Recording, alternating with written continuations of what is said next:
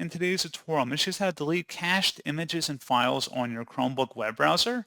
So this should hopefully be a pretty straightforward process here, guys. And without further ado, let's go ahead and jump straight into it. So all you have to do is open up your Chromium web browser and select the three-dotted icon up at the top right to open up the menu.